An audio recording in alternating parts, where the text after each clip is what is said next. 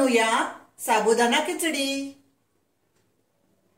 नमस्कार, मी पूनम। तुम्हा सगळ्यांचं पूनम रेसिपी मध्ये स्वागत आहे।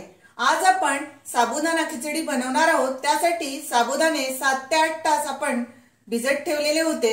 बघा, आता मोकळे सुटसुटीत असा साबुदाणा आपण भिजवून घेतलेला आहे।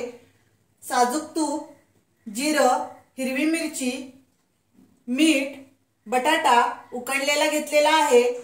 एक घेतलेला आहे बटाटा, त्याच्या फोडी करून घेतल्या, साखर आणि ते शेंगदाण्याचा भाजून आपण कूट करून मिक्सरला घेतलेला आहे।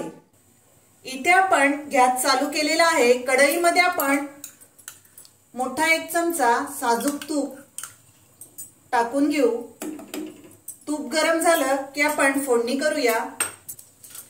इथे आपलं तूप गरम झालेलं आहे, त्यामध्ये आपण 1 चमचा जिरं टाकून घेऊ। इथे आपण मिरची टाकून घेऊ। 2 मिरच्या आपण बारीक चिरून घेतलेल्या आहेत। इथे आपण साबुदाणा 1 वाटी घेतलेला आहे, तोही आपण त्यामध्ये परतून घेऊ।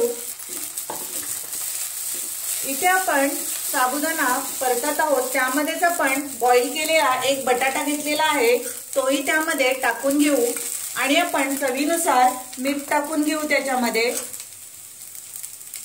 इथे आपण चवीनुसार मीठ टाकलेलं आहे आणि हे सर्व आपण 5 मिनिटं परतून घेऊ। इथे आपण 5 मिनिटं साबुदाणा परतलेला आहे, त्यामध्ये आपण शेंगदाण्याचा बारीक कूट करून घेतलेला आहे, तो आपण टाकून घेऊ।